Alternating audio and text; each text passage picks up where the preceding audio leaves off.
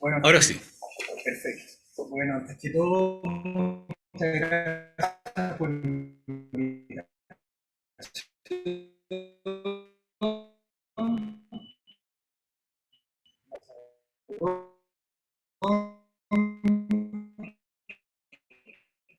Un día, bueno, de tener stream.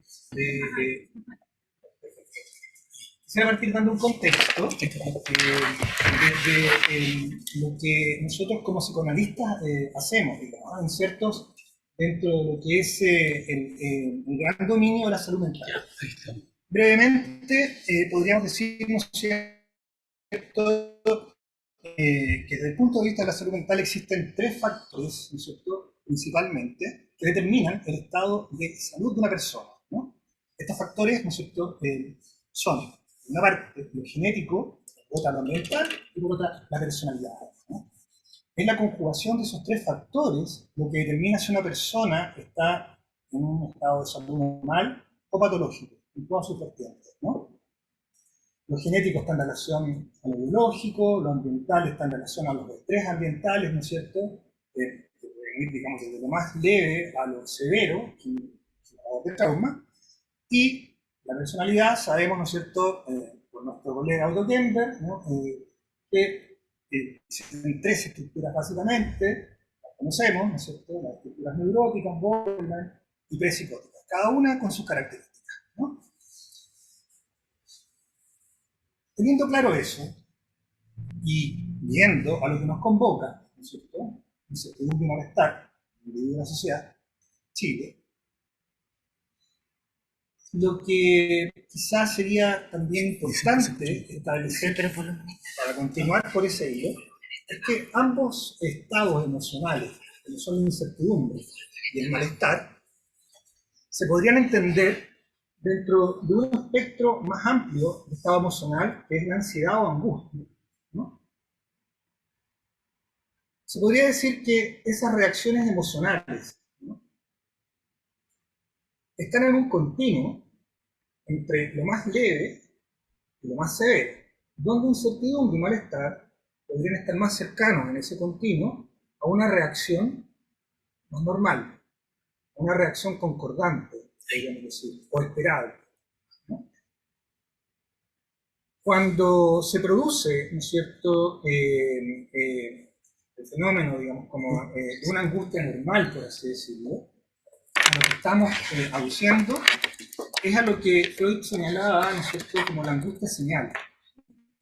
Esa angustia señal es la que nos permite darnos cuenta, cuando es una angustia normal, ¿no?, de lo que nos está entregando el medio ambiente, interesante, pero que todavía nuestra mente, emoción, es capaz de procesar y dar respuesta, resolver.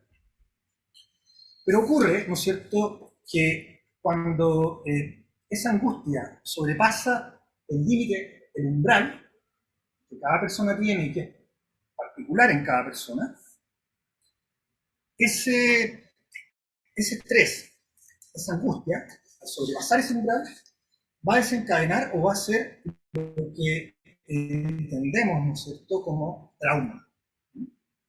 El trauma, en el extremo opuesto de ese continuo, que estaba comentando, ¿no es cierto?, va a tener una expresión en cada persona que va a estar determinada por cada uno de esos factores que les planteaba hace un rato atrás, por cada uno de esos tres factores. La estructura de personalidad, ¿no es cierto?, quizá está mejor preparada como para, digamos, absorber ese estrés ambiental que en ese continuo va más allá de la incertidumbre y el malestar.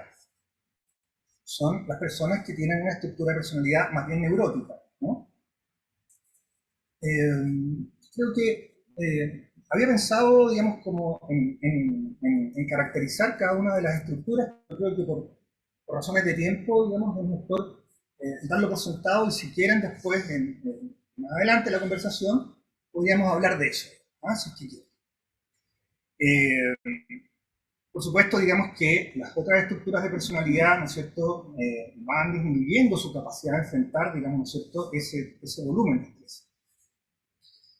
También, ¿no es cierto?, va a depender de si en el medio ambiente existen o no, ¿no es cierto?, estructuras sociales, ¿no?, que pueden ser individuos, instituciones, grupos, naciones, culturas, que puedan dar contenimiento, soporte, ¿no es cierto?, validación a la experiencia vivida, digamos, por esta persona o por estos grupos de personas, ¿no? También podríamos entender desde otro campo, ¿no es cierto?, a la incertidumbre como una evidencia del ser, ¿no? La filosofía, por ejemplo, Heidegger planteaba, ¿no es cierto?, la incertidumbre, ¿no es cierto?, como un modo de habitar del ser ahí, ¿no?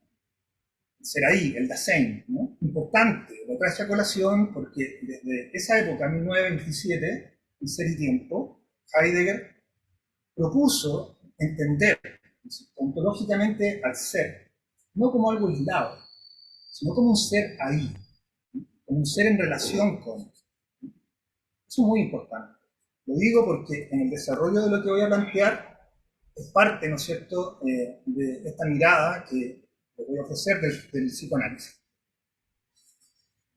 Desde las estructuras de personalidad, ¿no es cierto?, descriptivamente hablando, la incertidumbre podría ser manejada, ¿no es cierto?, como les decía hace un rato atrás, ¿no es cierto?, por el grupo neurótico a través de síntomas más, por así decirlo, manejables, ¿no?, como los síntomas fóbicos, los síntomas obsesivos, ¿no es cierto?, evitativos, incluso somatizaciones. Ya en la estructura borderline, la manera de manejarlo no pasa por eso, sino que más bien pasa por la acción impulsiva, por impulsividad, por el acto impulsivo.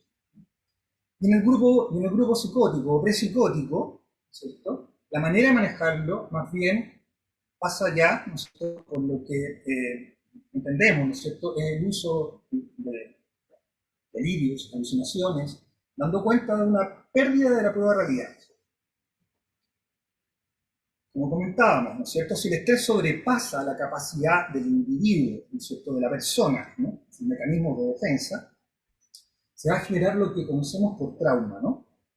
Entendiendo trauma, ¿no es cierto?, por aquello que es más de lo que la mente puede tolerar, ¿no?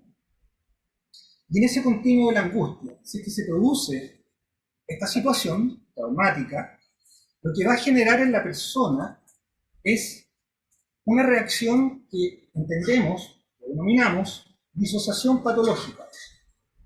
Una disociación patológica que va a llevar al individuo a la fragmentación, incluso a la atomización de su personalidad, de su self. Quizá aquí podría ser necesario en este momento entender brevemente el concepto desde el psicoanálisis, ¿no es cierto?, en este continuo que les decía, ¿no es cierto?, desde incertidumbre malestar hasta trauma, en este continuo, en toda la angustia, entendiendo, digamos, que en la historia del psicoanálisis, ¿no es cierto?, este concepto, el trauma, ¿no es cierto?, apareció ya en Freud, en sus estudios sobre la histeria, 1893-1895, hecho junto a su colega Breuer, ¿no?, conocido por todos. Allí, la teoría planteada, la teoría de la seducción, contemplaba fundamentalmente, como etiológicamente hablando, lo traumático. Sabemos también, en 1896 en adelante, con el descubrimiento del complejo de Edipo, ¿no es cierto?, para Freud, como se lo comentaba, digamos, a Fliss en una de sus cartas, ¿no es cierto?, él ya no creyó más en su neurótica, como le decía, ¿no? Y en ese momento deja, ¿no es cierto?, de establecer su teoría en el mundo externo como una causa, ¿no es cierto?, del conflicto de la enfermedad de la persona, sino que pasa, ¿no es cierto?, a establecer y desarrollar su teoría a partir del conflicto intrapsíquico, de la fantasía inconsciente, de los impulsos. Y por supuesto, a través de eso construye su metapsicología y su gran aporte, ¿no es cierto?, a la humanidad. Posteriormente, ¿no es cierto?, sabemos que en la década del 30, inicios de la década del 30, fines de la década del 20, uno de sus discípulos, Sandor Ferenczi, dado, digamos, el volumen de pacientes que tenía y siendo receptor, ¿no es cierto?, de aquellos casos más difíciles que le llegaban, digamos, como de distintas partes del mundo, hace un recorrido experiencial y experimental por terrenos absolutamente, digamos, como inhóspitos y nuevos, quedando plasmado en lo que conocemos como el Diario Clínico de 1932. Y, a su vez, condensado en aquel gran paper que incluso hoy día, en nuestra formación, cada uno de nosotros ha estudiado, que es el de confusión de lenguas entre los adultos y los niños, ¿no? A través del cual, ¿no es cierto?, Ferenczi vuelve a reposicionar el trauma como la etiología básica, ¿no es cierto?, de la patología de sus pacientes. Pero no queda allí, porque en el correr de la historia, ¿no es cierto?, este componente, como les decía, en este continuo, ¿no es cierto?, entre el malestar y el trauma, ¿no es cierto?, el componente traumático, sigue desarrollándose, pero sigue desarrollándose dentro de un contexto epistemológicamente nuevo, ¿no? En el contexto de Freud, del Freud productivo, desarrollando su metapsicología, la epistemología, ¿no es cierto?, de ese tiempo era positivista. Por ese efecto, el sujeto observador y el observado, digamos, con una estricta asepsis, ¿no es cierto?, sin contaminar, donde lo básico se daba, digamos, a través de estas reglas, de esta regla, ¿no es cierto?, que todos conocemos que en esa época, digamos, como era tan importante seguir, ¿no?, la neutralidad, la abstinencia, el anonimato. Sin embargo, ¿no es cierto?, a partir de Ferenczi, más o menos en adelante, con una nueva epistemología, Heidegger, entre otros, Heisenberg en la física, ¿no es cierto?, también, nos llevan a replantear a nuestros colegas de aquella época, ¿no es cierto?, el enfoque. Y es así como aparecen dentro del tronco principal, ¿no es cierto?, de la IPA, la teoría de relaciones de objetos, donde se le da importancia al vínculo, a la relación, Klein, Fairbairn, Winnicott, ¿no es cierto? Por otro lado, también, ¿no es cierto?, a fines de la década del 40, ¿no es cierto?, inicio del 50, ¿no?, Paula Heimann, Bracker, ¿no es cierto?, le dan una importancia fundamental a la contratransferencia desde esta misma perspectiva, ¿no es cierto? Más adelante también Winnicott, ¿no es cierto?, nos entrega el concepto fundamental del objeto. Posteriormente también Sandler con el role responsiveness, ¿no es cierto? Bion también, ¿no es cierto?, con su manera interpersonal de entender la relación, le dan importancia, ¿no es cierto?, a la relación entre paciente y analista, más allá de ser el analista un sujeto observador, ¿no es cierto?, de su paciente.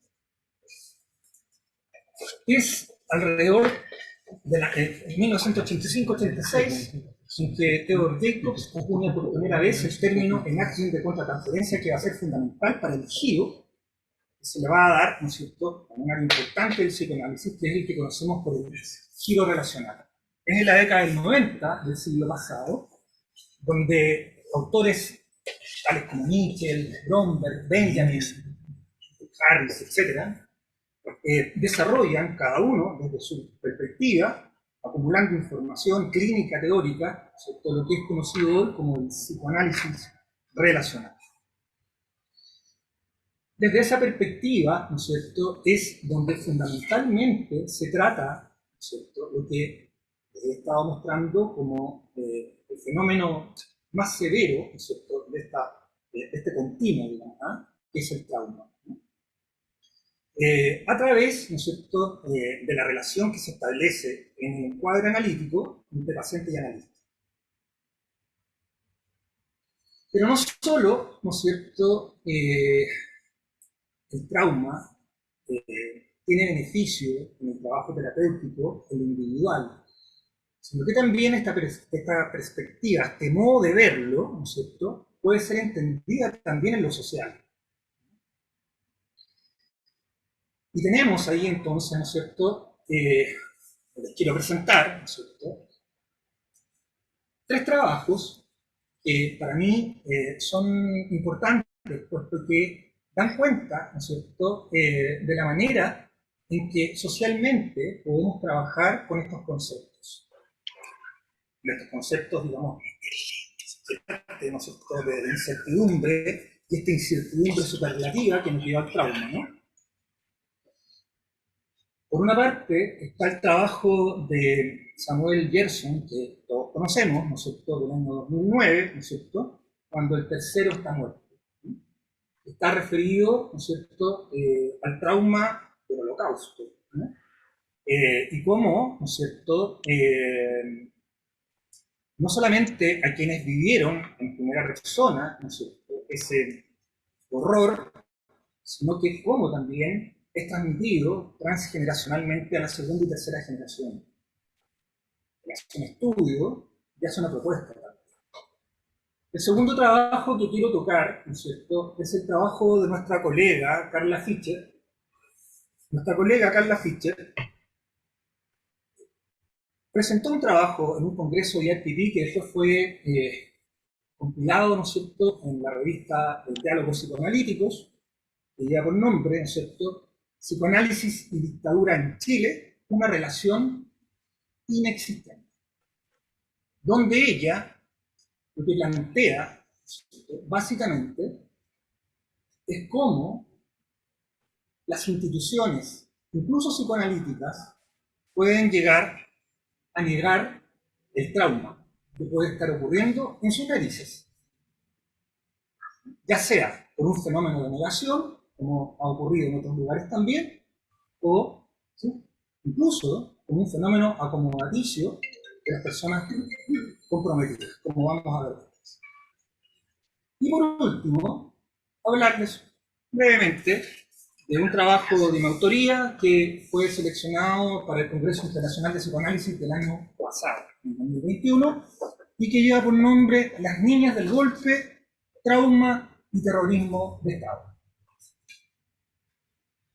Como les comentaba, ¿no es cierto?, para mí la importancia de estos tres trabajos está centrada no tan solo, digamos, como en la descripción horripilante, ¿no es cierto?, de esa evidencia, ¿no?, traumática, ¿no?, no solo de los pacientes, sino que de grupos étnicos, razas, políticos, sino también porque aporta, ¿no?, una posible manera de trabajar, de elaborar ese trauma con las víctimas, al mismo tiempo prevenir hacia el futuro la aparición de este fantasma que está latente en nuestra sociedad. Gerson lo que plantea, en esencia, es que cuando esto ocurre, esto horrible ocurre, no se da necesariamente, ¿no?, por lo horripilante de la existencia de las cámaras de láser, por ejemplo, ¿no?, sino que lo que allí se instala ominosamente es la presencia de lo que él denomina el tercero muerto.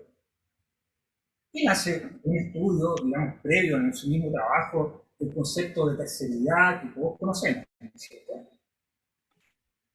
Pero él plantea que este tercero muerto, ¿no es cierto?, en las personas que viven traumáticamente esta horrible situación, lo que ocurre con ellos es que pierden el sostén emocional, contenedor confiable que era dado por sentado hasta antes de esa situación, que era parte de lo que se conocía, ¿no es cierto?, o de lo que entendíamos, ¿no es cierto?, nos constituía como seres humanos, como el mínimo básico de preservación del otro humano, del otro ser.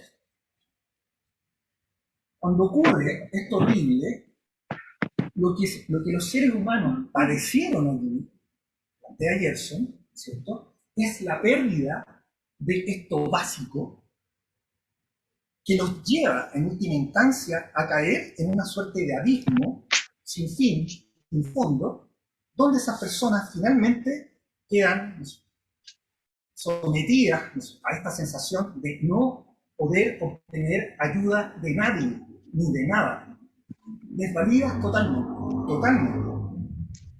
Ante eso, lo que Gerson propone, ¿no es cierto?, es trabajar precisamente en la función de restablecer lo que él denomina el tercero vivo.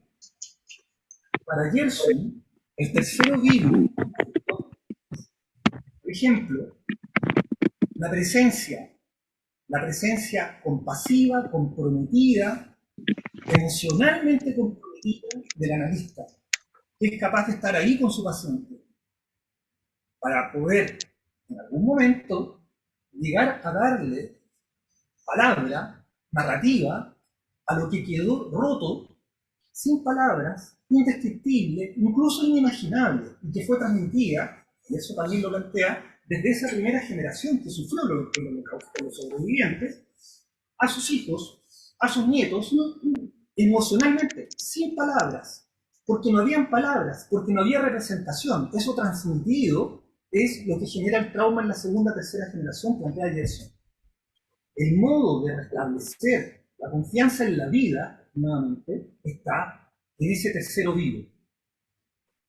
El tercero vivo, como contrapuesto al tercero muerto, y estructuralmente similares, ¿no? No solamente es un individuo, el tercero vivo como psicoanalista, o el tercero muerto, digamos, como el perpetrador que ejecuta a la persona en la cámara de gases, el torturador, sino que también puede ser la cultura, la institución, que niega la existencia de esas atrocidades. Por lo tanto, ¿cierto? En lo social, no solamente es la validación de parte del analista, sino que también es la esperanza de la validación cultural, institucional, social, que diga también, mutatis mutandis, lo que acá en Chile, en nuestro país, hace falta. En mi segundo caso, en mi segundo paper, Carla Fischer, lo que nos plantea ella pasa fundamentalmente por entender exactamente lo mismo, pero a nivel institucional. La institución, plantea Carla Fischer, en la época que ella estudia, ocurrió un fenómeno que es inconcebible. La desaparición y tortura previa, ¿no es cierto?, de un miembro de nuestra asociación madre, de la primera asociación psicoanalítica en nuestro país, el doctor Gabriel Castillo Serna. Voy a saltar en función del tiempo al último trabajo, porque en ese segundo trabajo lo que ella plantea como solución también es que la institución de alguna manera se haga cargo de esto y, como lo que planteaba Gerson como un tercero vivo, pueda darle cabida a esta situación y poder de alguna manera en algún momento elaborar esto, y no dejarlo allí en el silencio, en el olvido, en la negación o en el silencio acomodaticio. Casos que no solo pasaron acá en Chile, también pasó en Alemania durante la época nazi con el dictador, por ejemplo. ¿No? Y por último, ¿no es cierto?, el trabajo de quien habla, ¿no es cierto?, que está apuntado fundamentalmente, ¿no es cierto?, al trabajo con víctimas, ¿no es cierto?, de tercera generación, nietos de ejecutados políticos, un paciente, ¿no? Y que para poder estructurar, ¿no es cierto?, nuevamente armar esta narrativa rota, fragmentada, hubo que trabajar al modo en que Gerson lo propone, a través, digamos, de esta escucha compasiva, comprometida efectivamente. Lo voy a dejar hasta ahí.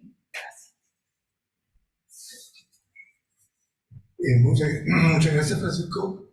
El doctor Vázquez nos ha dado como una línea del desarrollo psicoanalítico y cómo de esa perspectiva se puede, digamos, mirar los temas de incertidumbre y de malestar, sobre todo cuando adquieren carácter desmesurado y se traduce en perspectivas de desesperanza y también de trauma.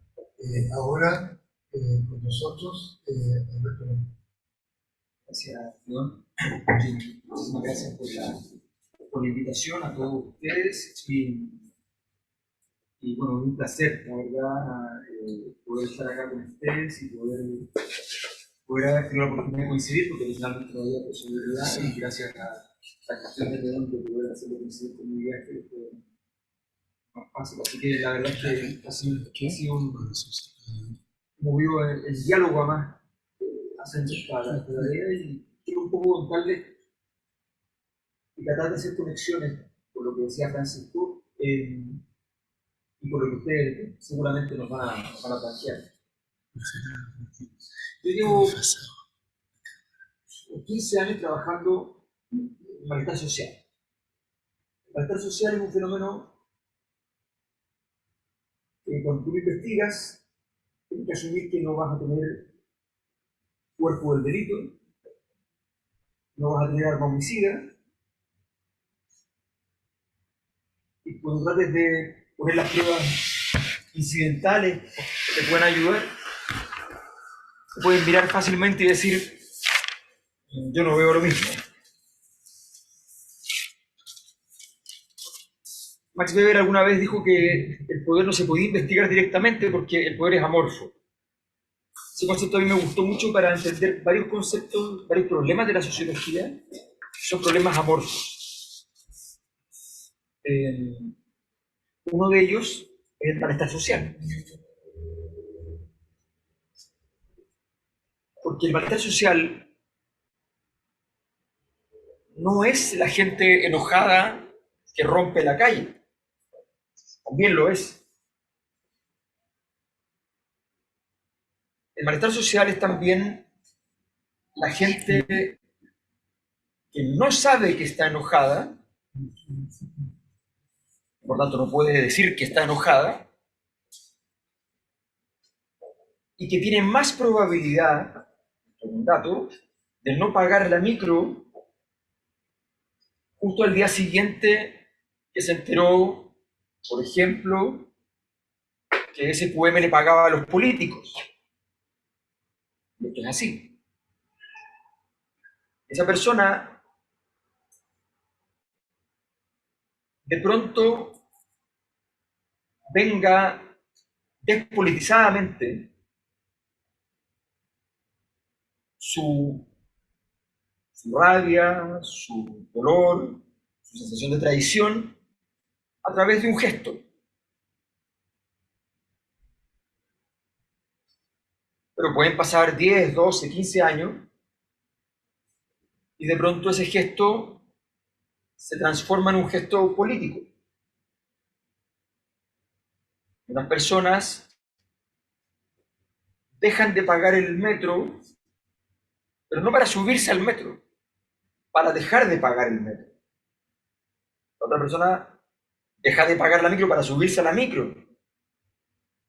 Es curioso, pero el que politiza el gesto no comete ninguna falta porque no se sube, no consume el delito, no se sube al metro. Se devuelve y sale por la misma puerta por la que entró.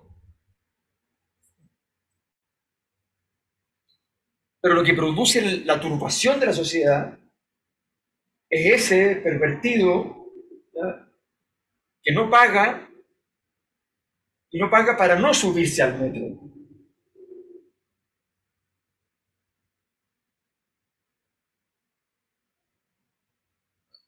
Investigar el malestar ha sido siempre un problema. Con mi equipo yo trabajaba este tema primero en la Universidad de Chile y empezamos a encontrar ciertos rasgos, algunos elementos, algunos datos psiquiátricos que correlacionan el, el tema del suicidio, por ejemplo. Algunas relaciones difíciles de investigar porque además son datos que siempre tienen muchas dificultades. En fin, tiene una serie de problemáticas, pero encontrábamos, y entre las que, entonces, como no sabíamos cómo describirlo, nosotros le decíamos el animal, ¿no? Porque era como un elefante entrando en la cristalería, entonces de repente pasaba un proceso investigativo y terminábamos y era como, ¿y de qué tamaño está el animal? Bueno, está más grande que antes. Explicar por qué eso nos desgastaba mucho tiempo. ¿Y para dónde va el animal? Parece ir hacia allá y por tanto se va a dirigir a tal tema, a tal problemática.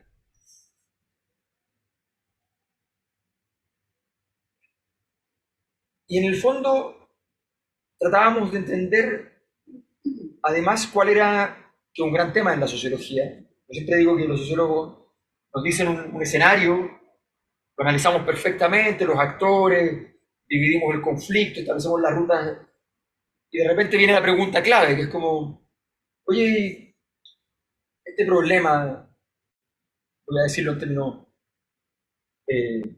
más geológico, este problema, ¿cuántos grados Richter tiene? Y ahí nos separamos los sociólogos. Entonces uno dice, esto tiene 8 grados Richter. Otro dice, no, tiene 5, ¿no? Otro dice, no, ni 3. Entonces estamos muy de acuerdo en la estructura, pero tenemos un problema de poder medir la energía que se despliega. Que me imagino que a quienes trabajan clínicamente en la psicología les pasa también. El problema de decir cuál es la cantidad de energía disruptiva que está dando vuelta en la escena.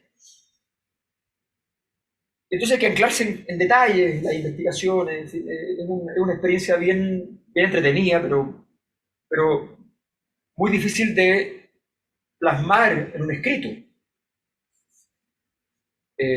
Son temas que uno está muchos años investigando, de repente publicar alguna cosa, porque no tienes así como los 3 datitos que vas a juntar y fácilmente van a ser publicables. No, tienes que empezar a... Una vez estábamos haciendo una investigación sobre otro tema, sobre lectura en lugares públicos, entonces parte de la investigación era etnográfica. Entonces teníamos investigadores que salían durante el día a recorrer las calles, las plazas, los autobuses, el metro, los trenes, el metrotren, en fin. Y llegaban con su reporte sobre las lecturas. Pero un día llega un investigador y dice, no, dice, profe, nada que ver con la investigación, pero me pasó algo. ¿Qué pasó? Estaba en la micro, 8 de la mañana, se sube un señor a fiscalizar el pago de la VIP, 2012, 2013, y me dice que un señor, a toda la gente que tiene la VIP, revisa, a un señor le dicen, su tarjeta, por favor. No, dice el señor. ¿No quiere? No. ¿Por qué no? Porque es mía, le dice. O sea, es un juego, bueno, el código del otro, ¿no? O sea, no viene a pero necesitas algo que es mío. Entonces, porque es mía. Es que es obligatorio. Oblígueme. Se baja uno, va a buscar a los carabineros que están en apoyo, son por los carabineros, le dice, señor, usted tiene que... Entonces le dice, mire, yo viajo todos los días en esta micro. Y esta en particular, pero pasa con casi todas, tiene la puerta entreabierta, entra frío. Pero además es bastante ancho el agujero, por tanto cabe alguien que se puede caer por ahí. Aquí arriba está, el fierro ya está erosionado, y entra, y yo puedo sacar el dedo por aquí. Nunca la lavan. Estas micros nunca las lavan. Siempre están sucias. Entonces, usted se sube, la gente que anda con usted se sube y fiscaliza si yo pagué o no pagué. Pero nadie fiscaliza si la lavaron, si está en condiciones, si la puerta funciona. Entonces no está bien. Ahí está mi tarjeta. La revisión estaba apagada. La micro estalla y todo, y se tienen que bajar policías, guardias y qué sé yo, supervisores y se da. Entonces, yo dije, las cosas etnográficas tienen una gracia y es que la escena en sí misma no significa nada. Pero la existencia de la escena tiene que significar algo. Entonces, ahí nos pusimos a trabajar en tratar de entender cómo poder parametrizar este tema. Finalmente encontramos una serie de vías de desarrollo que nos permitían incluso matemáticamente mostrar ciertas relaciones bastante sorprendentes y ver el fenómeno, ¿eh? Pero no quiero entrar en eso, lo que quiero entrar es lo siguiente. Hay algunos conceptos que yo he usado de manera, reconozco, bastante superficial desde el psicoanálisis, en realidad recategorizándolo, pero la verdad es que para eso están los conceptos, son herramientas, entonces uno las necesita. El malestar social puede estar despolitizado o politizado.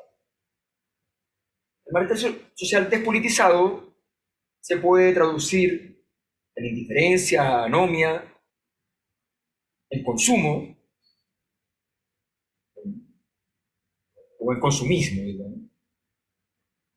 En una sociedad sin narrativas, pero con espectáculo. O se puede traducir, si está politizado, en una narración que es equivalente a lo que ustedes denominan normalmente elaboración. O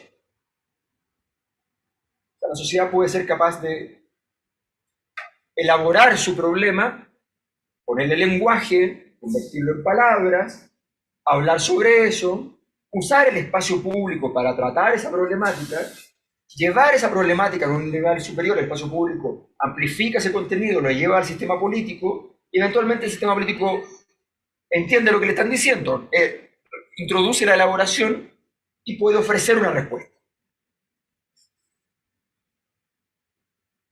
Pero eso necesita lenguaje. Pero el malestar no siempre tiene lenguaje.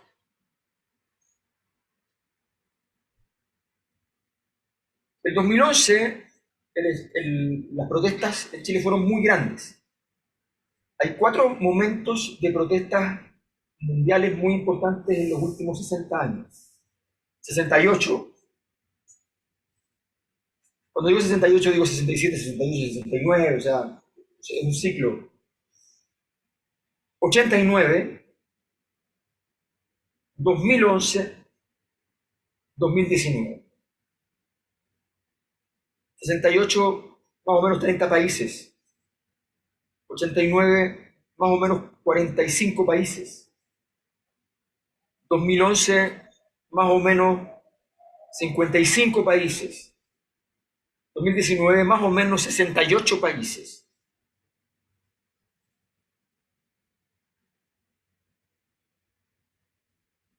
El 2011 y el 2019, Chile fue uno de los países que tuvieron grandes protestas. Si uno se sigue con algunos datos, la duración del conflicto, la cantidad de gente que protestaba como proporción de la población, la cantidad absoluta de gente que protestaba, Chile es el país más intenso el 2011 y el 2019. No se fijan las consecuencias, no.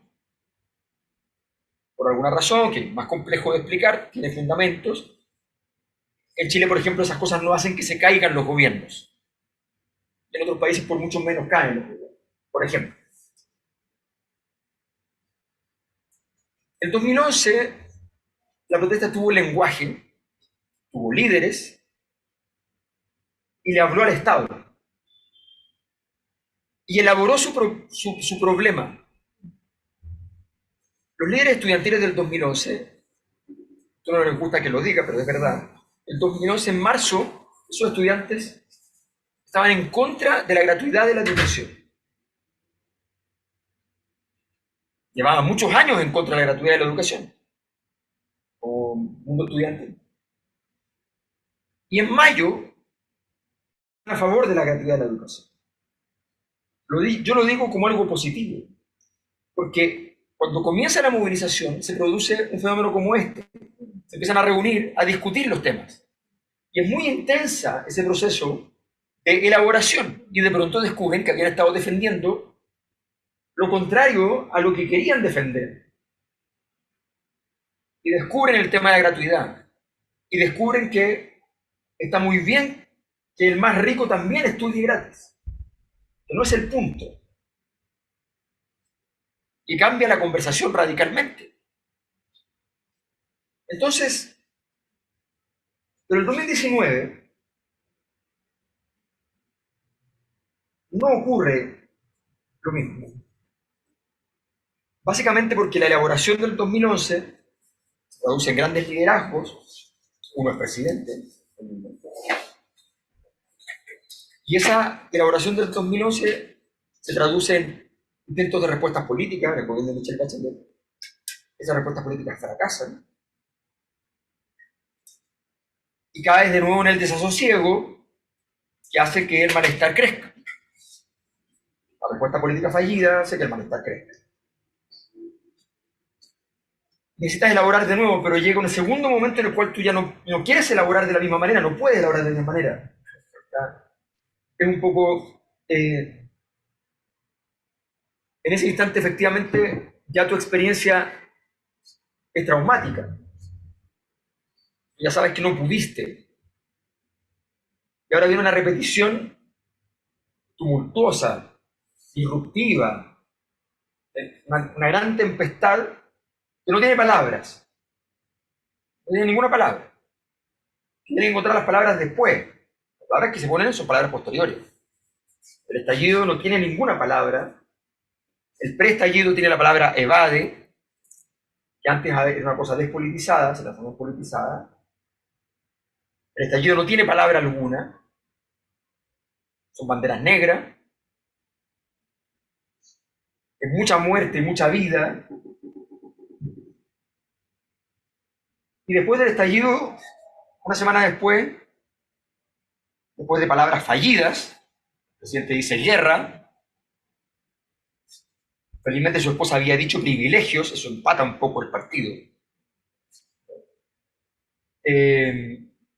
Pero no habían palabras. Y una semana después viene la gran marcha que permite empezar a ponerle lenguaje a esto. Como ya, tratemos de procesar esto. Despertamos, no son 30 pesos, son 30 años. Entonces empieza a aparecer algo de lenguaje. El Sename colapsó antes que el metro. Empieza a aparecer un lenguaje que viene a decir algo.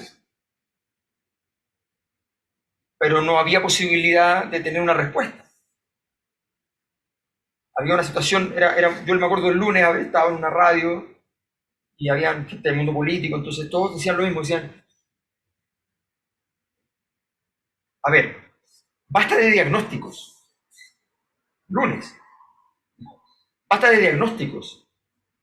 Ahora hay que actuar. Disculpa, ya tienes el diagnóstico entonces. Porque al mismo tiempo decían, no lo vimos venir. Entonces, no lo viste venir, ahora lo viste, ya sabes lo que es, no eres capaz de decir lo que es, pero tienes que actuar. Raro, ¿no? Entonces, en ese momento, uno puede entender que, de alguna manera, de ahí saco otro concepto que utilizo, este sí pero el otro lo usé como con una categorización muy sencilla, este no solo sencilla, sino que ya es mucho más liviana, mucho más amplia, pero a mí me parece satisfactorio para trabajar, para investigar, que es el concepto de sombra. Es decir, una sociedad en un momento determinado enfrenta sus propias dimensiones ominosas, cosas que no reconoce como propias,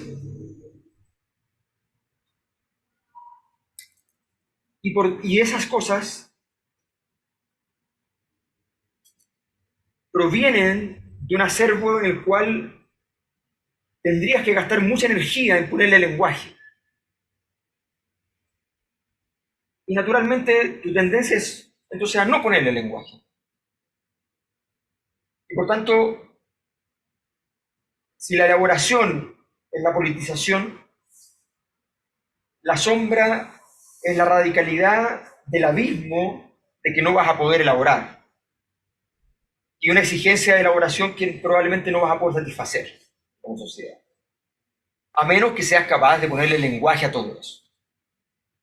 Y tiene que ser un lenguaje súper preciso, que logre ir recorriendo, sanando, en fin. Es muy problemático. Con una probabilidad intensa de disrupción permanente, constante, de que vuelvas a caer en lo mismo.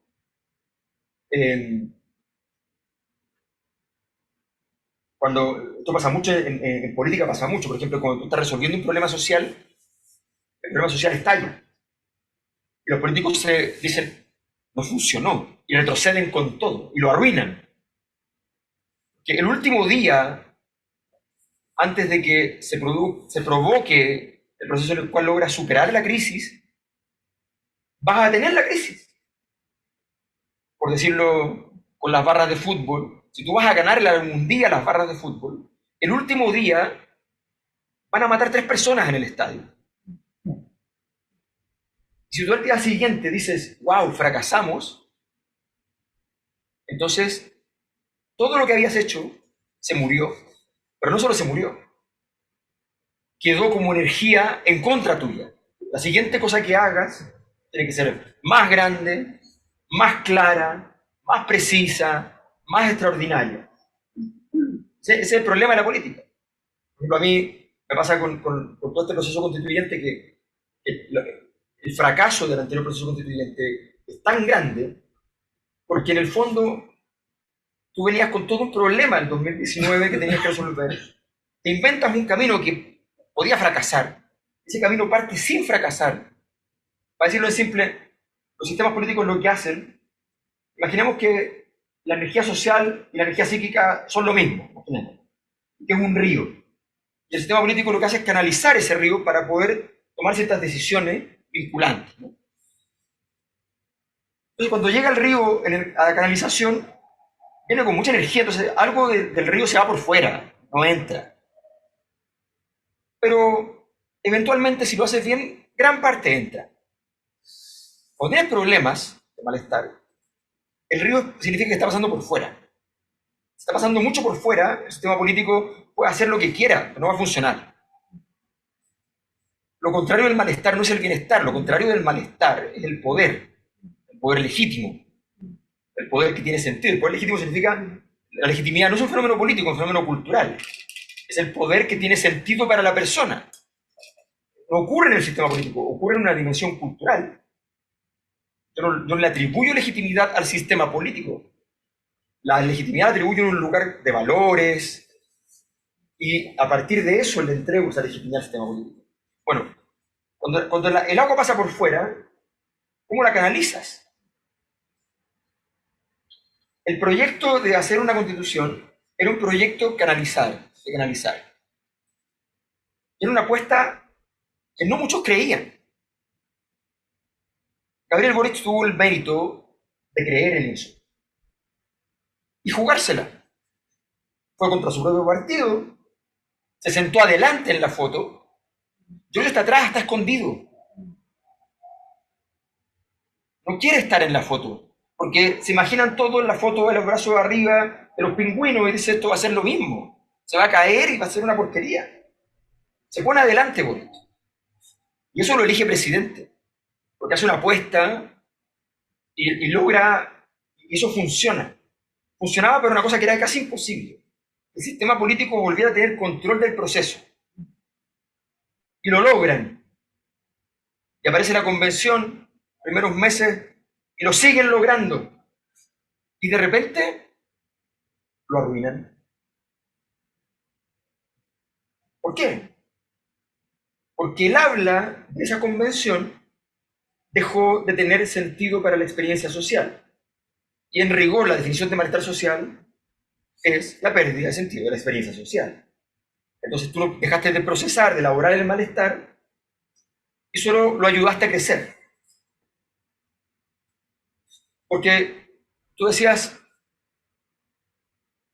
a ver, ¿quiénes nos interesa el tema de ecología? Se juntaban todos, iban a una comisión y luchaban a ver quién era el más ecologista. Terminaban con el texto lo más ecologista posible. Y ese texto no era comprensible. No era comprensible para el pleno que le rechazaba y los devolvía, y menos era comprensible para afuera. Entonces habían trabajado 2 meses en una cosa y después en 2 semanas había que hacerlo de nuevo entero. Y obviamente hacer una cosa genérica que no se entendía mucho y terminaba con algo que salía después y la gente lo miraba y decía, ¿esto qué tiene que ver con lo que pasó? Cosas básicas. Lo primero que te digo en una conversación y lo último que te digo en una conversación, lo primero que te digo en un libro y lo último que te digo en un libro son las cosas más importantes. Lo primero que dijo la convención fue la palabra plurinacionalidad.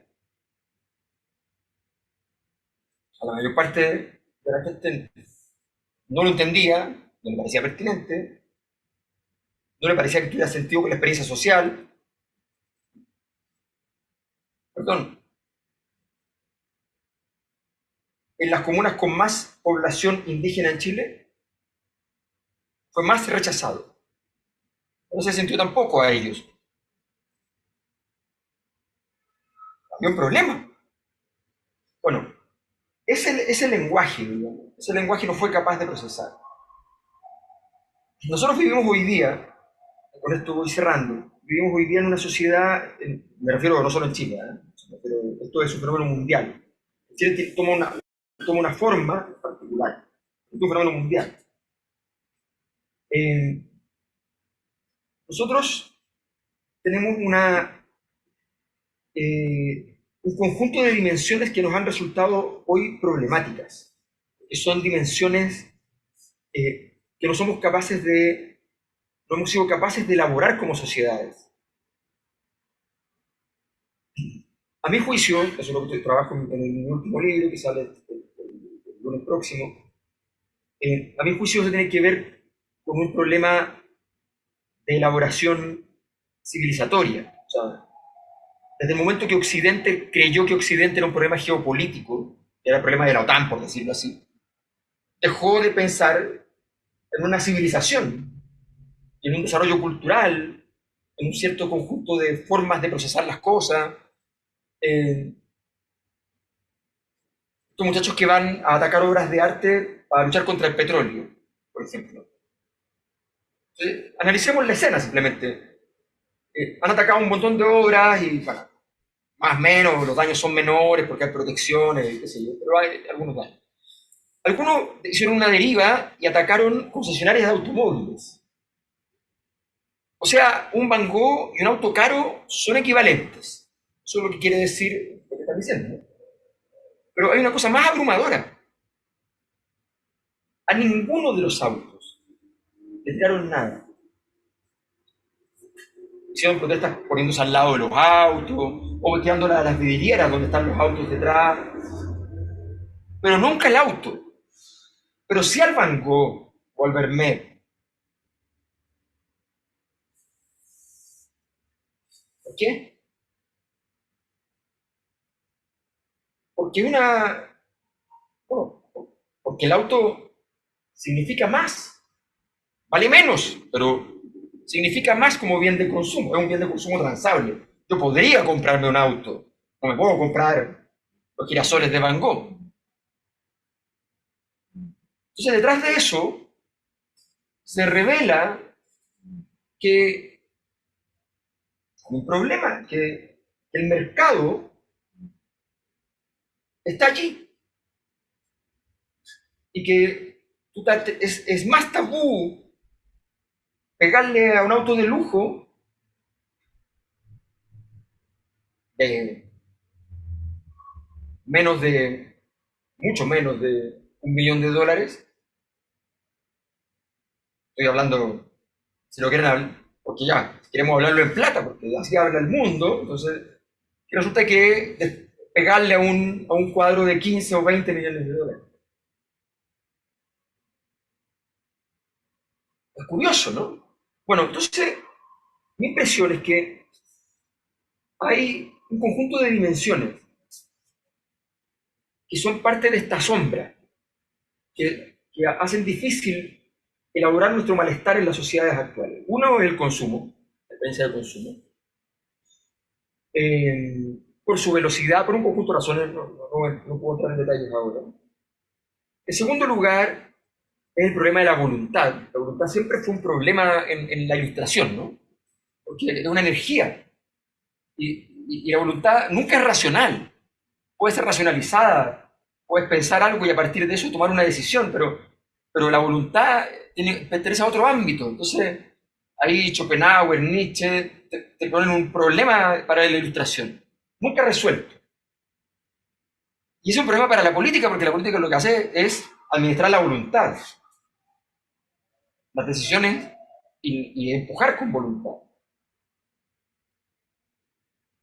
Y como hay un problema en la sociedad occidental que es muy complejo, felizmente, porque es un gran desarrollo, pero es un problema muy complejo de resolver, y es que la decisión no la toma un ente jerárquicamente superior a ti, un dios, un rey, un representante de un dios, un emperador, un representante de un dios, sino que hay una entidad que debe ser capaz de construir algo legítimo, una decisión legítima, colectivamente, aunque sea una ficción, pero colectivamente.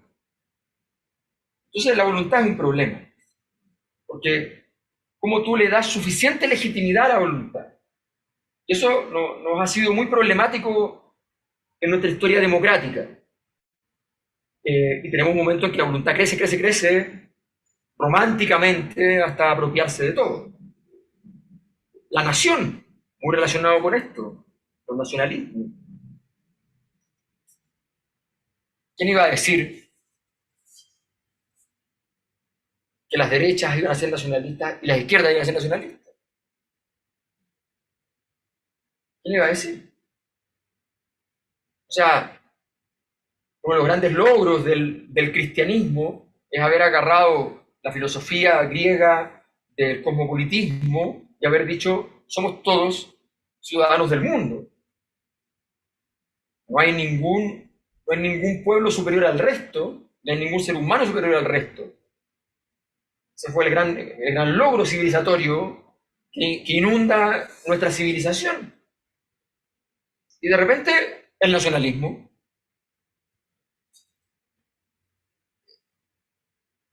Clave en la caída de la Unión Soviética, clave en la crisis, en la guerra actual, clave en los desarrollos de muchos de los procesos disruptivos en todas partes del mundo, en países desarrollados, en países subdesarrollados, en fin, en todas partes. La anomia siempre ha sido un problema. La desintegración social tiene que ver, más o menos sencillo, efectivamente, es la traducción en prácticas sociales de lo que Francisco describía como la ausencia de narrativas, digamos. O sea, tú no puedes integrarla, no te integras al proceso social, no sabes cómo participar de él.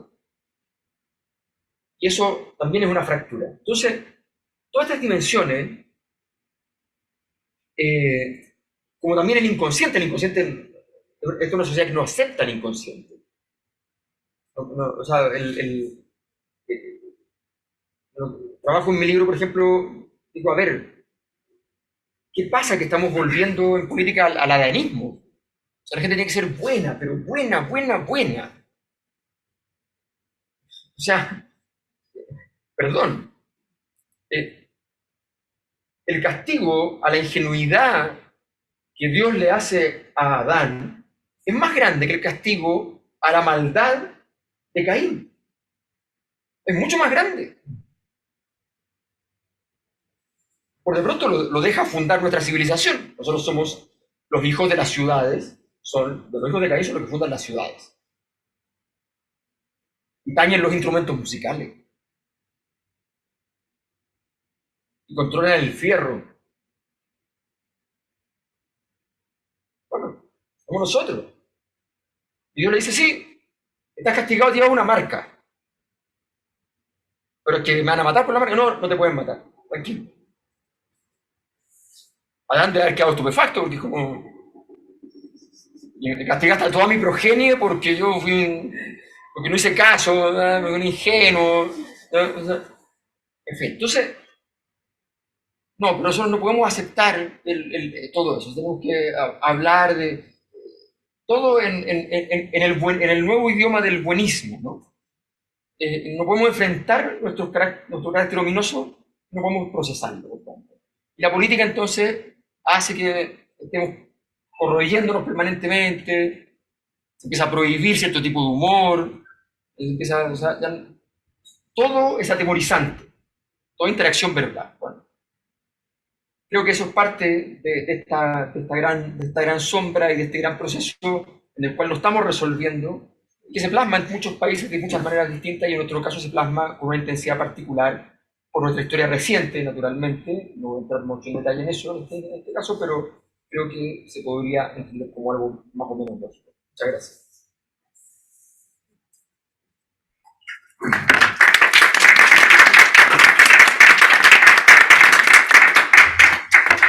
Gracias, Alberto. El tema de la sombra y la dificultad para poder darle forma a lo que damos de forma, es un tema importante para mirar estos dos conceptos, la incertidumbre y el malestar en el mundo social, porque eso tiene que ver con la posibilidad de darle un lenguaje, que es siempre una tarea como imposible, como diría Freud, ¿cierto? Entonces, estamos ahora a recibir las preguntas que han sido registradas para nuestros expositores. Entonces, ustedes tienen algunas preguntas y por supuesto también las preguntas que las personas que están acá puedan hacer. ¿Cierto? ¿Comenzamos entonces? ¿Preguntas? Sí, las preguntas para salir. Las preguntas van a Vamos a ir ser, leyendo. las preguntas van a ser proyectadas, entonces. O las personas que quieran. Hay un problema con la proyección, no vamos a escuchar. Entonces, mientras tanto, uno de ustedes puede hacer una pregunta. Yo quiero saber cómo se llama el libro y si tiene algún anuncio acerca de lo que está pasando actualmente. Que es bastante. No, hay un párrafo en todo el libro sobre Chile, porque la idea es que sea un libro más de escena internacional. Pero se llama El abismo existencial de Occidente. El concepto de abismo existencial es un concepto que usa para describir Dostoyevsky, Harold Bloom. Entonces, hago un trabajo con Crimen y Castigo, con los personajes Crimen y Castigo, para jugar con la problemática que se plantea allí, como allí se estaba procesando de alguna manera este abismo existencial. Recordemos que ese límite, esa frontera donde terminaba Occidente, Rusia y Dostoyevsky se sentía occidental, un occidental crítico, complejo, ¿ya? Pero un occidental. Entonces creo que ahí se interpreta muy bien con ese concepto del abismo existencial de Occidente, y lo trato de trabajar en el concepto de reconceptualizar para que sirva sociológicamente.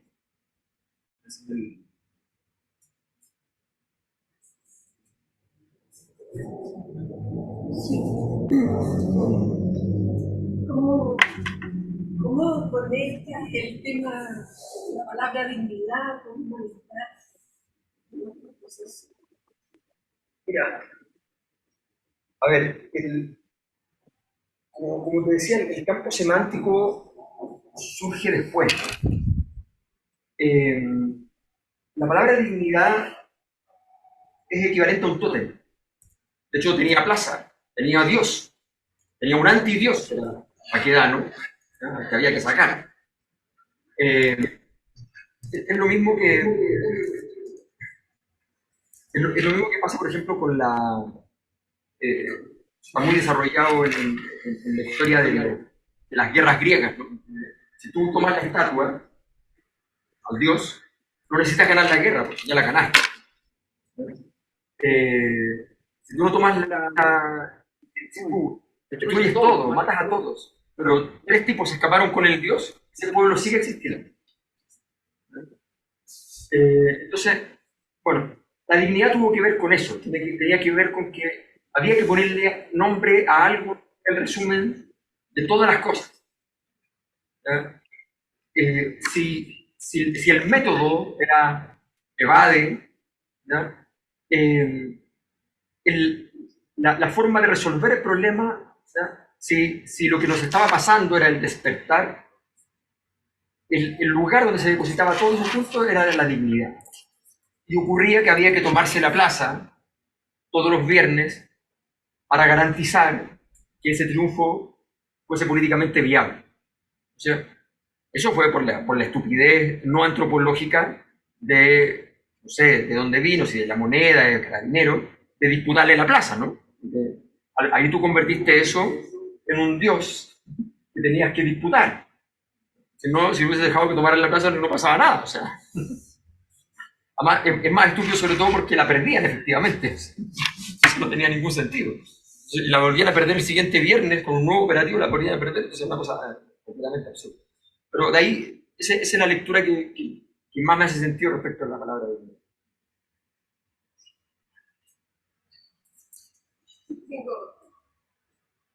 ¿Hay otras Sí, preguntas? dale más. ¿Hay otras preguntas de personas? Sí, no, yo. Víctor, ¿tú vas a hacer una pregunta? Está elaborando. Ok. Entonces, ¿la tuya? Ok, allá. Alberto, muchas gracias. Muchas preguntas. Me parece, por ejemplo, podría decirlo así, está usando la laboral.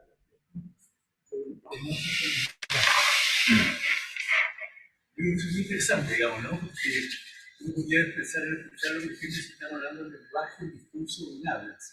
Es distinto de una expresión del ser humano. Entonces, esa estructura discursiva que aparece a veces en algunos sistemas, ¿no es cierto? Esa estructura discursiva, que en cierto sentido podríamos decir que nos permite que no es un verdadero sujeto, ya porque es una estructura que la puede emitir cualquiera. La voz de la moneda, la voz de la Iglesia Católica, la voz, ¿no es cierto?, es una voz que la puede emitir cualquiera. Entonces, yo pienso, por ejemplo, que en relación, por ejemplo, a la estructura que ha habido en este tiempo, la gran crisis, es como que hay muchos discursos, pero poco lenguaje. En el sentido de decirlo así, de algo que permite la emergencia de un pensamiento que, si bien puede no ser nuevo, pero permite el equívoco, permite, ¿no es cierto?, que surja un espacio distinto. Entonces, pensar en lo que tú dijiste, entonces estoy equivocado, pero me da la impresión, por ejemplo, ¿cómo podríamos pensar la proposición tuya de que no hay lenguaje? ¿A qué se refiere? Sí, es bien simple. Manuel José Sandón decía en el 2011 que estaba de acuerdo con la gratuidad en la educación. Le preguntaba en qué consistía la gratuidad en la educación, y te decía algo que no tenía nada que ver con la gratuidad en la educación. Los políticos hacen focus group y repiten, o van a la feria y escuchan y repiten lo que les dijeron. Ese lenguaje no es lenguaje, ¿no? Está vacío. El día de la decisión, ese lenguaje va a ser adaptado comunicacionalmente para que pase otra cosa. En la medida que la técnica comunicacional no tiene soporte político, no hay lenguaje real. Entonces, ¿qué es lo que pasa? Que los políticos entienden que no hay lenguaje real, y como entienden que no hay lenguaje real, entonces se convierten en performativos. O sea, ayer llegó uno vestido de cocinero para denunciar la cocina. Porque es bien idiota, porque quiere denunciar como algo negativo la cocina, pero él llega vestido de cocinero. ¿No? Pero bueno,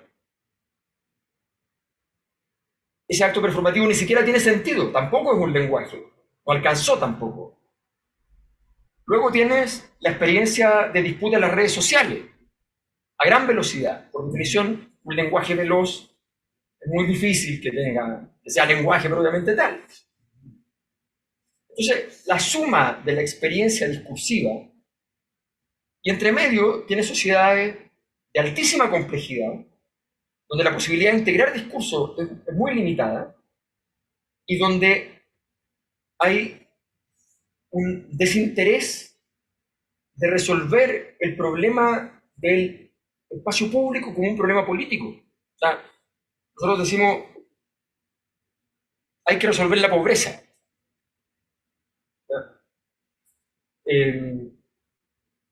Pero no me gusta que los pobres tengan líderes. Al sistema político le produce pavor eso. No me gusta que los dirigentes sociales sean importantes.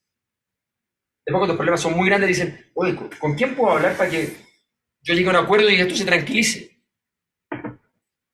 Eso pasa a Estados Unidos y le pasa a las autoridades de todas partes del mundo. ¿Quién vas a hablar si destruiste eso? Porque te pareció súper conveniente que no tuviera lenguaje eso.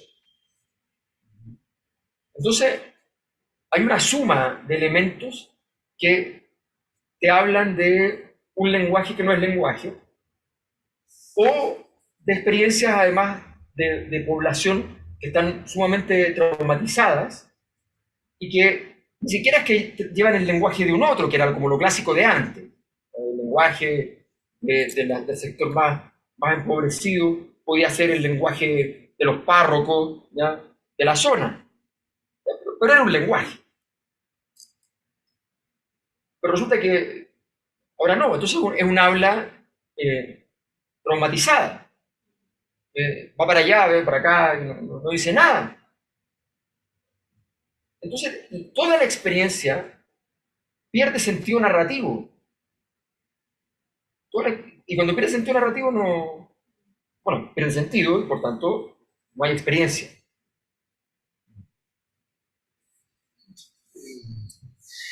Para el doctor Vázquez, ¿desde qué punto de vista psicoanalítico puede ayudarnos a todos a tener un lenguaje que nos permita comprender las cosas? Porque hay muchas palabras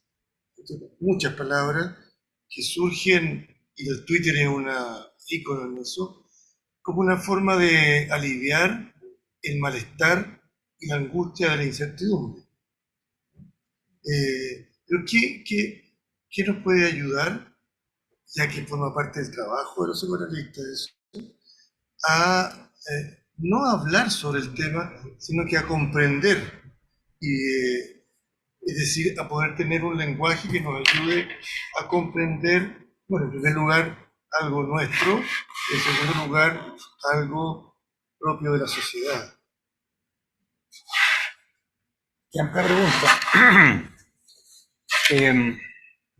A lo mejor acotarlo un poco, ¿no? Como quizá partir, ¿no? Como en lo que solemos hacer con nuestros pacientes, ¿no? Que quizá, digamos, como ayudarlos, como decía por ahí también Alberto, ¿no? Como, de alguna manera ir estructurando en el trabajo diario o cotidiano, digamos, analítico, una narrativa fragmentada, ¿no? Una narrativa, digamos, como que no tiene, digamos, un hilo conductor, una continuidad que le dé a esa persona, ¿no es cierto?, un carácter identitario, ¿no? O un sentido, digamos, como histórico, ¿no? Por así decirlo.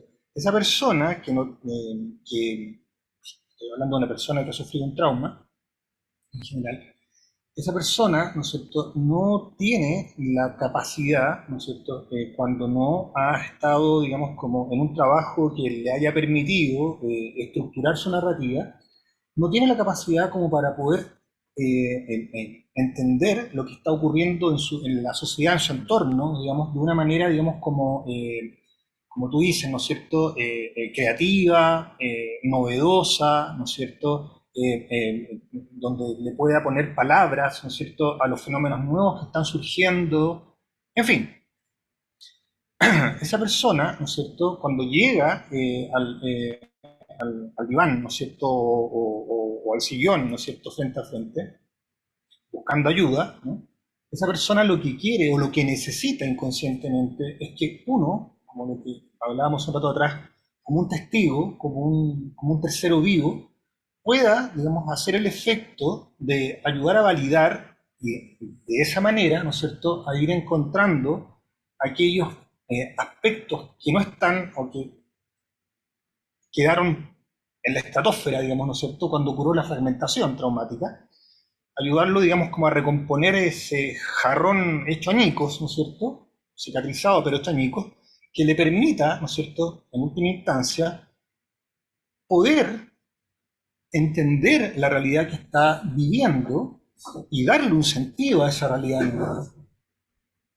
Me parece a mí, ¿no es cierto?, que la función psicoanalítica es muy importante en eso, la función del psicoanalista, ¿no?, el trabajo psicoanalítico, es muy importante, ya que permite, ¿no es cierto?, a esa persona que ha reconstruido esa narrativa, ¿no es cierto?, y que por lo tanto ha reconstruido su identidad en última instancia, algo que lo podemos también extrapolar a lo social, ¿no?, a los grupos sociales, le va a permitir a esa persona y a ese grupo social, al colectivo, ¿no es cierto?, de alguna manera poder proyectarse en un futuro que le estaba vedado. Es lo que hoy día, ¿no es cierto?, ¿no?, estamos a un año de la celebración del aniversario 50 del golpe de Estado. Es lo que hasta el día de hoy, ¿no es cierto?, un gran sector de nuestro país todavía necesita, ¿no?, para poder salir adelante y construir, ¿no es cierto?, juntos, ¿no?, este destino, digamos, que depende de todos, ¿no? Y no tan solo, digamos, como aquel grupo social o o aquel colectivo, ¿no es cierto?, que fue traumatizado, sino que también aquellos que fueron los traumatizadores, porque, volviendo a Gerson de nuevo, ¿no es cierto?, él planteaba, digamos, ¿no es cierto?, que no tan solo el trauma o lo ominoso, lo horroroso, daña a quienes lo padecieron, sino que también a aquellos perpetradores, ¿no es cierto?, negadores de aquella situación, puesto que tampoco van a tener ellos la capacidad de ser creativos hacia adelante. Dado esta manera, ¿no es cierto?, de elaborar o de no elaborar a través de la negación, puesto que si su mecanismo para entender lo que ha ocurrido o mantener, ¿no es cierto?, allí, ¿no?, sin validar a través de la negación, es imposible, dice Gerson, que puedan, ¿no es cierto?, ellos mismos ser portadores de algo nuevo, algo creativo. Y eso es la gran paradoja de nuestra sociedad. El psicoanálisis tiene mucho que aportar en eso. Yo pensaba en el tema lo he visto mucho en las investigaciones, gran parte de la investigación siempre trato de que esté también hechas en relación con elementos cualitativos, con discursos, qué sé yo. Y eso es muy interesante. Pero yo pensaba, mientras escuchaba a Francisco, en un caso súper simple. Hoy día, lejos, el político mejor evaluado, al menos en la encuesta que yo dirijo, me parece las últimas veces muy fuerte, muy lejos del resto, es Mario Marcel. Mario Marcel lo que lo caracterizó fue que le dijo a la gente que no iba a hacer lo que ellos querían. Yo no les voy a dar el retiro. Si me obligan voy a tener que hacerlo, pero no lo voy a hacer como ustedes quieran porque no estoy de acuerdo. Creo que es un error. No me gusta. Estoy completamente en contra. Entonces la gente quedó mirando y dijo, ¿usted cree en lo que dice? Es sorprendente. O sea, cree en lo que dice. Y me dice que no está de acuerdo conmigo. No me dice, mira, yo entiendo que usted necesita, yo entiendo que además es suyo y que usted tiene derecho a sacarlo, pero lo que pasa es que esto tiene que ser de una manera, entonces vamos a hacer un modo. No me dice eso, me dice, mire, capaz que terminen sacándolo si me obligan, pero yo le digo no. Clarito, no. Fue no, y la gente se quedó súper tranquila. Porque en ese día hubo alguien que produjo lenguaje. Y dijo, y tomó una decisión que donde corría tomaba un riesgo. Cuando uno usa el lenguaje y dice cosas, tomas un riesgo, hace una apuesta. Y tomó el riesgo y la gente dijo, pucha, qué bueno, qué tranquilizador. No está de acuerdo conmigo, pero está bien. Entonces, creo que eso habla de esta como fractura de vivir permanentemente en un espacio público donde todo está tecnificado para la gestión de un cierto interés. No me refiero al interés malévolo, me refiero al interés, o sea, el periódico que tiene que vender, ¿ya? El canal de televisión que tiene en sintonía, ¿ya? El político que tiene que llamar la atención. ¿Ya? Y entonces, y finalmente todo eso es un gran espectáculo,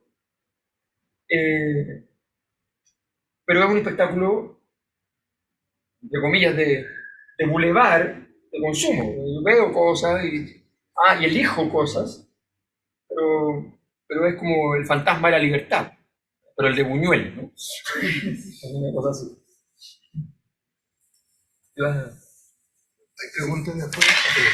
Una articulación un poco dirigida tanto a Alberto como a Francisco, porque hay dos elementos que me parecieron que tienen cierta resonancia en común, como una especie de articulación, una bisagra, en términos del concepto que planteabas de sombra, y tiene otra resonancia, por supuesto, en el psicoanálisis niveles, pero que por lo menos acá en esta forma de exponente ha ligado a la noción de trauma, eso que se desconoce, eso que va por fuera de la posibilidad de la palabra o el lenguaje.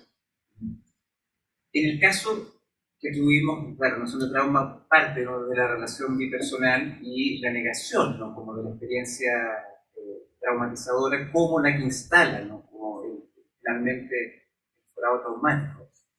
Pensaba que nuestras conceptualizaciones venían desde la filosofía.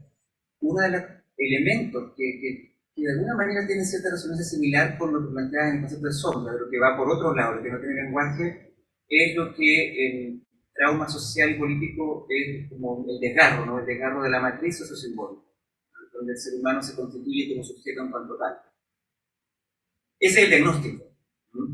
Sin embargo, estamos en un momento en que nosotros mismos tenemos que sobreponernos a, por lo menos desde nuestra realidad, la caída, ¿no?, de algunos elementos que eran muy simbólicos para muchos, en una incertidumbre que todavía no tiene alguna ligación posible. O sea, en el fondo hay cierto naufragio en eso. Desde las perspectivas personales de cada uno y de sus campos de mirada, ¿de qué manera podría ser, ¿no?, como lo imposible del trauma, el intento de recoger a nivel tanto de la relación bipersonal analítica como en la relación social, precisamente los elementos que han quedado inmersos en el agujero de esa rasgadura de la matriz sociosimbólica? Mira, yo hice una investigación seminal donde encontramos este fenómeno, pero era otra investigación que estábamos haciendo. Pero cuando encontramos esto, tenía que ver con lo siguiente, que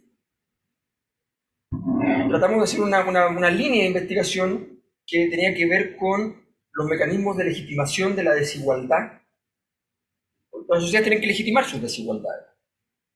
Entonces, la sociedad hacendal chilena, transformada en un espacio políticamente oligárquico y transformada en un conjunto de valores y normas de nuestras sociedades ya no campesinas, ya no hacendales, urbanas, pero que siguen siendo esa matriz, tiene un conjunto de elementos para establecer aquello, y uno fundamental es decirte: los chilenos no saben trabajar. No saben trabajar. O son flojos o trabajan mal. Pero no te lo voy a decir. Ese es el pacto. No te lo voy a decir. Yo no te voy a ofender. Yo no te ofendo y tú no te rebelas.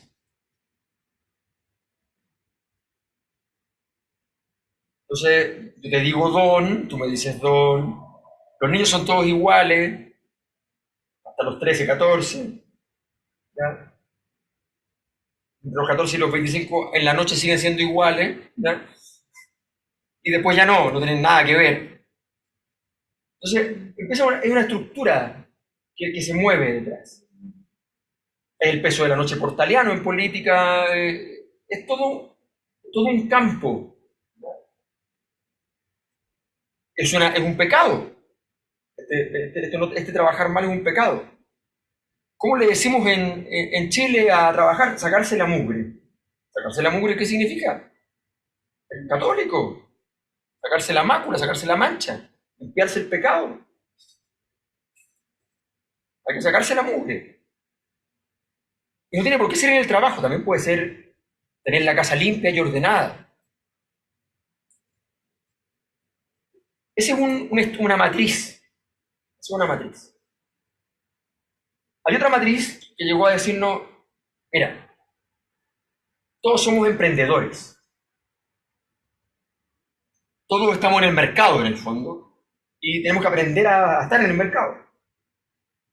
Tu nivel de éxito no depende del trabajo que vas a hacer. En cualquier trabajo tú puedes ser súper exitoso y puedes llegar a ser rico. No importa en tu estudio, no importa nada, lo que importa es que seas un buen emprendedor. El emprendedor no se mete en otras cosas, ¿no? Un emprendedor no se mete en política, no A buen emprendedor, pocas palabras, digamos, ¿no? Entonces, ese era el otro Chile. Y entonces, ¿dónde está la gracia? El señor que entrevistábamos, Talcahuano, decía, yo soy empresario. En mi casa vivimos con 200.000 pesos mensuales. Era menos que el mínimo en ese instante cuando hicimos la investigación. Todavía, por supuesto, era la mitad. Pero yo soy empresario. Y yo me siento como Piñera, dice. Porque tenemos el mismo estilo. Él tiene más plata que yo. Pero somos iguales. Eso es un fundamento que legitima la desigualdad.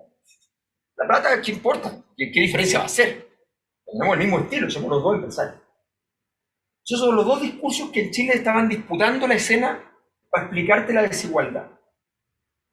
Uno tenía 200 años, un poquito más, que venía de antes todavía. El otro era reciente, pero era bien exitoso. ¿Ya? Ahora, no eran compatibles, porque en este del emprendedor yo tengo que mostrar lo que tengo. Mira lo que tengo, mira el auto que tengo, porque eso es mi ciudadanía. Y en el otro, el sistema era, no hablemos de dinero, no se cuenta dinero delante de los pobres. El patrón de fondo se compraba una camioneta grande, linda, y llegaba y decía, pero esta camioneta es para todos, ¿ah? Para todos, la puede usar cualquiera. Todos sabían que no era verdad, pero no importa, pero esa es la obra, ¿no? La compré por los niños, ¿no? La compré por los niños. Porque necesitábamos para cuando van todos allá. ¿Ah? Entonces, esas dos matrices estaban allí. Y nosotros creíamos que había una tercera matriz. Mucha gente creyó que había una tercera matriz, que decía otras cosas nada que ver. Que decía democracia, que decía una... Ustedes saben. ¿A qué se los voy a recordar? Pero no era verdad. Esa era una matriz impugnadora. Era una matriz que decía, no me gusta ni esto ni esto. Pero no decía qué era. No era un mundo. Eran palabras. Lo que es importante entender, de lo que tú nos decías, que está implícito en tu elaboración, es que cuando tú quieres ponerle palabras a las cosas que no las tienen, tienes que usar los elementos luminosos de tu pasado. No puedes borrarlos. O sea, ¿qué fue lo que pasó? Que por decirlo así, en la convención todos sabían que había que sacar el que se estaba cayendo a pedazos era el Chile del emprendimiento. Pero miraste y dijiste, si no son 30 años y son 200, y miraste al Chile profundo y dijiste, me lo como. Aprovecho la puerta abierta, me lo como. La bandera, el himno, por decirlo. Ciclistas contra guasos, digamos. Vamos para allá también. ¿Y con qué herramienta de todo ese pasado, nada viene de la nada, ibas tú a ocupar eso? Todo cambio en la sociedad no nace de la nada, es una transvaloración. Tienes que cambiar un concepto por otra cosa, pero es el mismo concepto que yo porta otra guagua adentro en el fondo.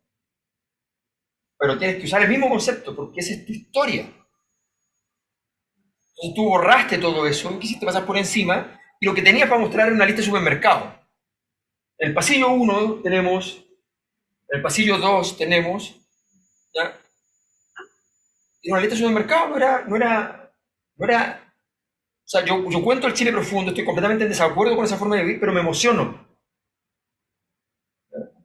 Es como, o sea, es como cuando uno escucha esas canciones románticas que ahora están mal vistas porque resulta que son muy patriarcales, pero te emocionan todavía. Emocionan.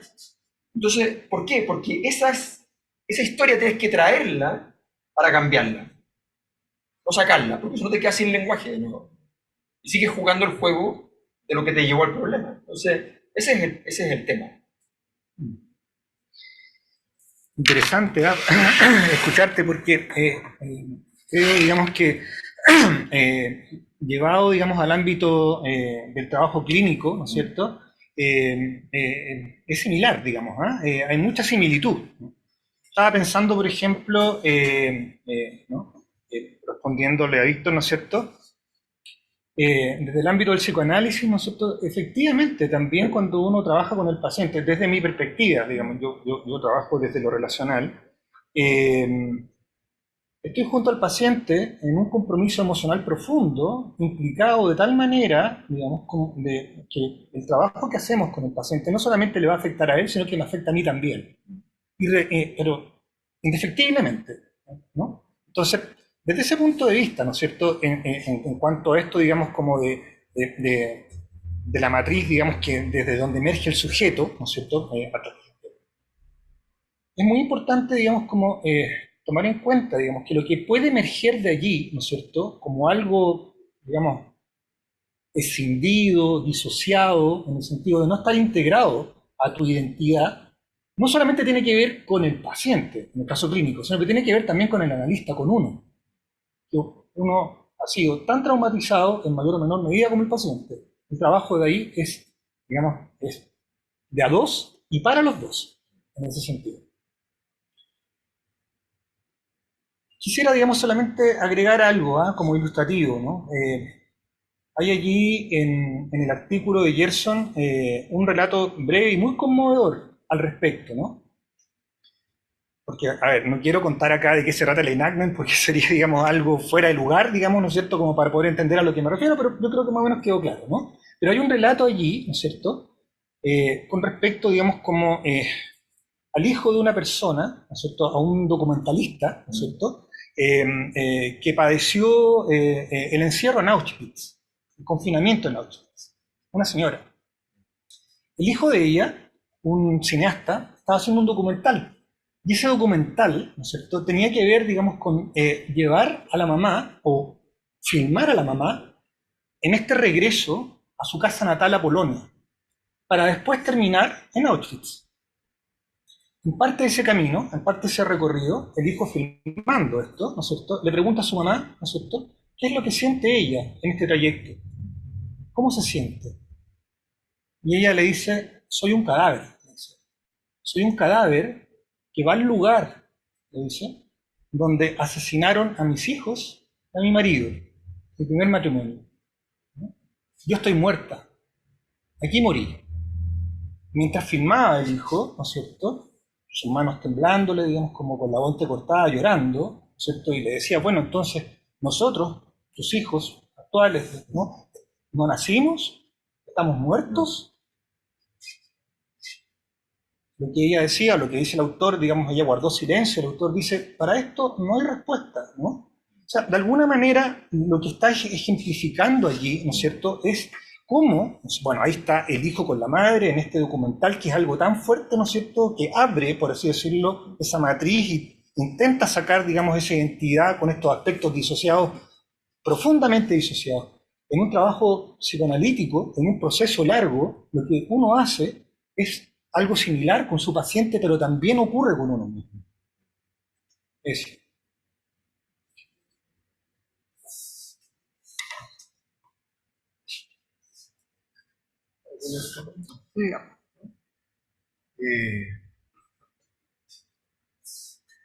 Es interesante lo que plantea Francisco en términos de lo que le pasa al hijo, en el sentido del esfuerzo tremendamente doloroso de conocer a la madre viva, que no conocía. Lo que pasa, digamos, cuando el malestar se hace insoportable y ya no hay malestar, es una situación traumática que no tiene forma, que no logra tener lenguaje y que no tiene forma en el sentido de que está tan disgregado que es ni más ni menos que la muerte. No hay un significado ahí, no hay... Entonces, ahí la experiencia del hijo, ahí es muy buen ejemplo, muy conmovedor tu ejemplo, porque es la experiencia del hijo de haber nacido de una mujer que está muerta, en realidad, en el sentido de que desde hace mucho tiempo que no ha logrado como reencontrarse con el significado de la vida.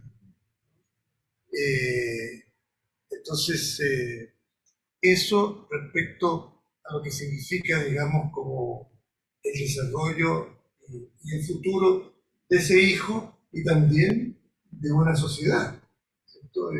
Se van a cumplir 50 años del golpe militar. Los que vivimos ese periodo, yo pienso que es algo que es una transición que no ha terminado, es algo que hay muchas cosas que no están elaboradas y que forman parte, tanto como tú decías, de los abusados como de los abusadores. Es un diálogo que no se ha logrado hacer, ¿no? La persecución, la lucha entre las facciones continúa. El arte ni siquiera ha podido como todavía mostrar todo eso, porque siempre está como a un lado o al otro lado, y la sociedad aún espera como tratar de comprender esto, pero aún no adquiere forma.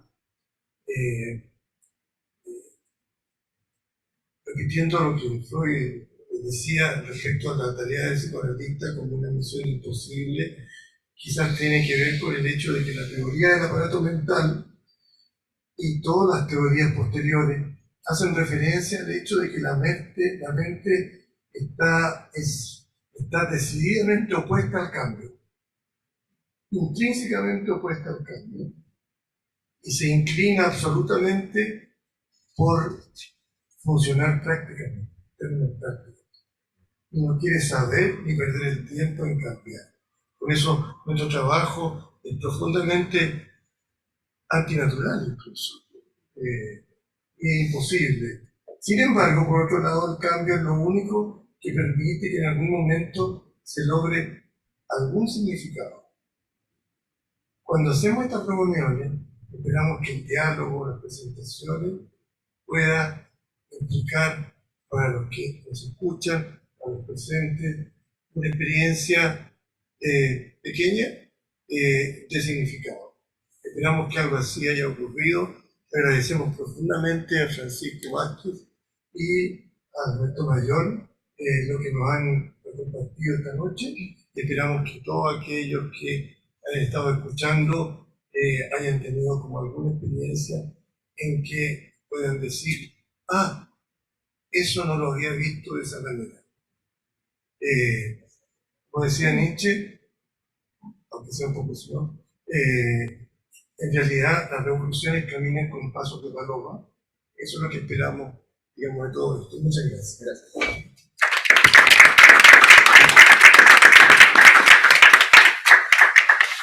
Antes que nos ha tocado, ¿puedo preguntarle algo breve, mínimo, especialmente para Francisco? Sabemos que hay algunos preparativos para los 50 años, para la conmemoración del golpe próximamente. Si tú puedes dar algún adelanto, si ha habido algunas conversaciones con otras organizaciones psicoanalíticas. Quizá muy breve, ¿no? Podría breve, porque para los que están viendo, para dejar la invitación. Perfecto. Muy brevemente, desde APSAN nació una iniciativa a mediados de año, ¿no es cierto?, de reunir a las instituciones psicoanalíticas, al máximo de instituciones psicoanalíticas pluralistamente hablando, para trabajar juntos, ¿no es cierto?, en la elaboración, ¿no es cierto?, de un programa que permita conmemorar los 50 años del golpe de Estado, ¿no? Partimos trabajando un grupo pequeño, Víctor estuvo, La Majo, ¿no es cierto?, estuvo también Gonzalo Poblete trabajando con nosotros, y de allí surgieron las invitaciones.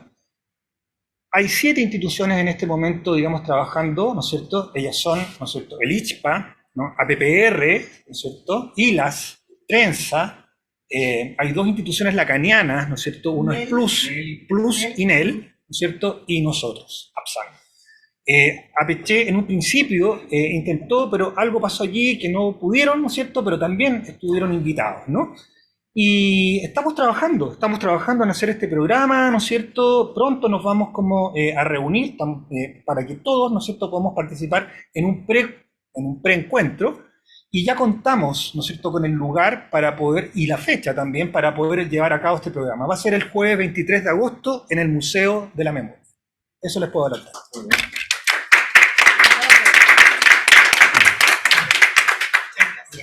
Ahora sí, Ahora podemos sí. cortar.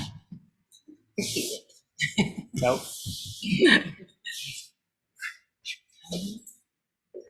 Chao, chao. Chao.